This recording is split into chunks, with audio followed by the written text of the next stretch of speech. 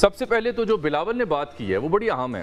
دو انہوں نے چیزیں بیان کی نا. ایک تو 9 ستارہ جو اتحاد تھا اس سے آپ کو تشبیہ دی, پتہ نہیں وہ کیوں دی, وہی بیان کر سکتے ہیں. دوسرا وہ آپ کو جو ریکانسیلیشن ہے اس کی دعوت دے رہے ہیں کہ آپ احتجاج چھوڑ کر, دھرنا چھوڑ کر ریکانسیلیشن کی بات کریں. کیا پی ٹی آئی میثاق مفاہمت کے لیے ہاں کرے گی؟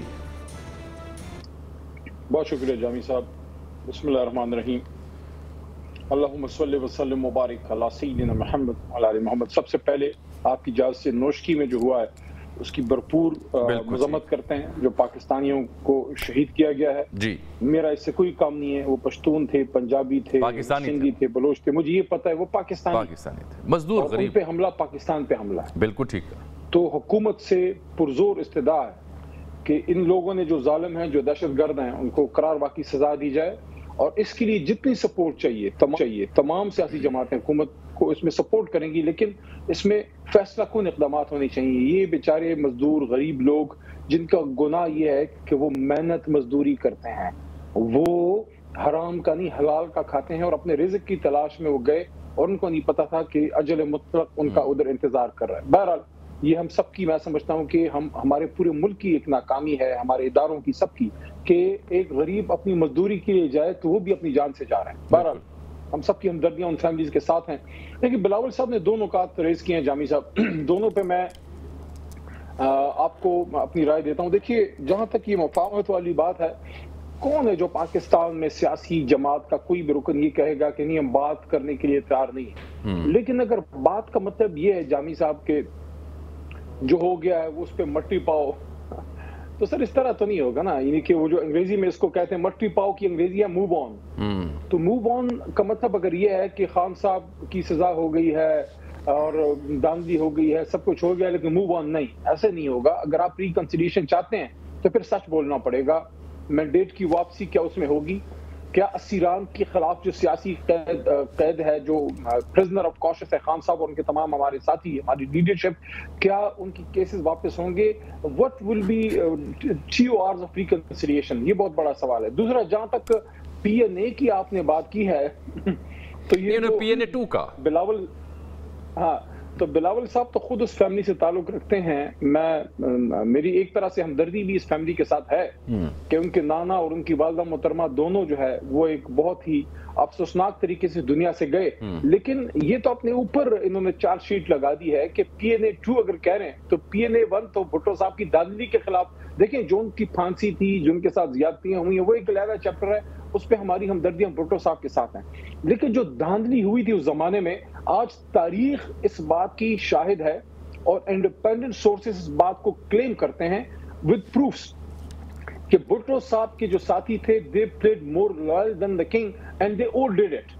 جو دھاندلی ہوئی اتنی ہو گئی کہ لوگ بلا مقابلہ, جس طرح ابھی بلاول صاحب کی ہماری چھوٹی بہن ہے, ان کی جو بہن ہے, جس طرح وہ جیتی ہیں, اگر ادھر مقابلہ ہو جاتا تو کیا امر مانے تھا, کیا مذائقہ تھا کہ آپ نے بلا مقابلہ جتوانا تھا. تو اگر آپ ہمیں پی این اے 2 کہہ رہے ہیں تو پھر تو آپ اپنے اوپر چارٹ شیٹ لگا رہے ہیں کہ آپ لوگوں نے دھاندلی کر کے جیتے ہیں. نہیں, اس میں ایک اور پہلو بھی ہے نا. یہ ایک خاص حد تک تو آپ کا جو موازنہ ہے شاید درست ہو, لیکن وہ یہ تشبیہ دے کے جو پیرلل ڈرا کر رہے ہیں وہ کہہ رہے ہیں کہ اس تحریک کی وجہ سے پھر ہمیں 9 سال بھگتنے پڑے ایک ڈکٹیٹر کے. وہ اس خدشے کا اظہار کر رہے ہیں, اس لیے وہ ساتھ کہتے ہیں کہ میثاق مفاہمت ہی حل ہے, نہ کہ یہ حل ہے کہ آپ ایسی کوئی تحریک برپا کریں کہ ہمیں وہ حالات دیکھنے پڑیں. میں نہیں سمجھتا. میرے خیال میں جہاں سب لوگوں نے سیکھا ہے تو تھوڑا بہت شاید اسٹیبلشمنٹ نے بھی سیکھا ہے, جو لگ تو ویسے نہیں رہا کیونکہ زیادہ سیکھا ہے, لیکن جو تھوڑا بہت سیکھا ہے تو مجھے لگ ہی رہا ہے کہ شاید اب اس طرح سے ڈائریکٹ انٹرونشن کے زمانے چلے گئے. جو ہو رہا ہے آپ سمجھ رہے ہیں اس کی دوسری شکل ہی ہے, یعنی کہ جس طرح سارا کچھ ہو رہا ہے, کیا ان کے انٹیریئر منسٹر اپنے ہیں, کیا ان کے فائنانس منسٹر ان کے اپنے ہیں, کیا یہ شہباز شریف صاحب کی اپنی پرسنل چوائس ہیں, کیا شہباز شریف صاحب خود نون لیگ کی چوائس ہیں, کیا میاں صاحب آنا چاہ رہے تھے یا شہباز صاحب آنا چاہ رہے تھے؟ پھر اسٹیبلشمنٹ نے کیا سیکھا اگر آپ کی مراد یہ ہے؟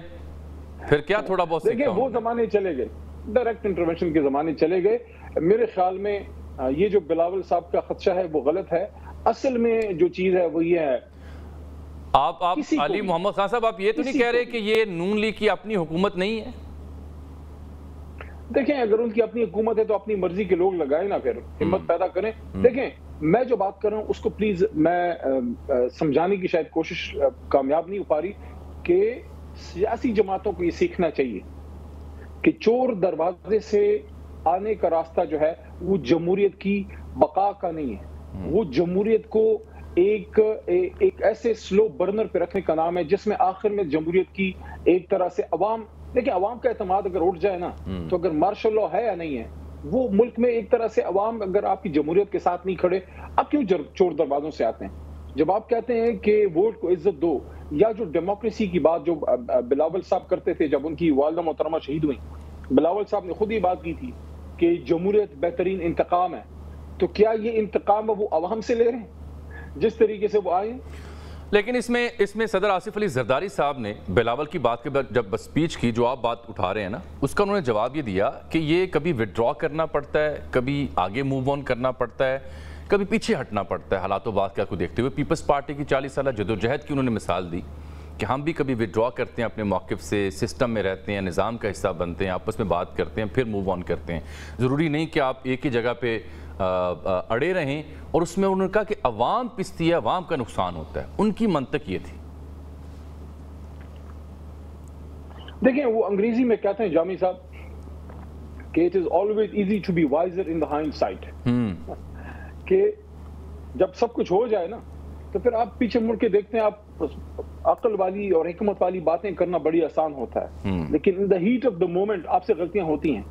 میں آج جب تاریخ پہ نظر پیچھے مڑ کے ڈالوں، میں سمجھتا ہوں کہ پاکستان میں جب جمہوریت بحال ہوئی محترمہ کے واپس آنے کے بعد اور ضیاء صاحب کی دنیا سے جانے کے بعد 88 میں سب سے بڑی اگر جمہوریت کی پہلی بہت بڑی غلطی مجھ سے کوئی پوچھے تو وہ تھی جب محترمہ نے بیک فٹ پہ گئیں اور انہیں صاحبزادہ یعقوب خان کو اپنا وزیر خارجہ مانا. ان کو کہنا چاہیے تھا کہ میں اپنی ٹیم لے کے آؤں گی، نہیں ہے تو اپوزیشن میں بیٹھوں گی.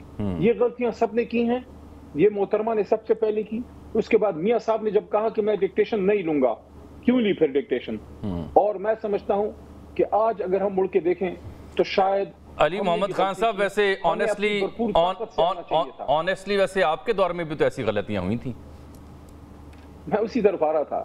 میں سمجھتا ہوں کہ آج اگر ہم وہی صورتحال جو 2018 میں تھی کہ ہمارے پاس ہماری 2/3 اکثریت ہے، ہماری بھرپور مینڈیٹ کو ایک طرف کر کے مینیپولیشن ہوئی اور اس کو کم کیا گیا. آج میں برملا یہ کہہ رہا ہوں کم کیا گیا.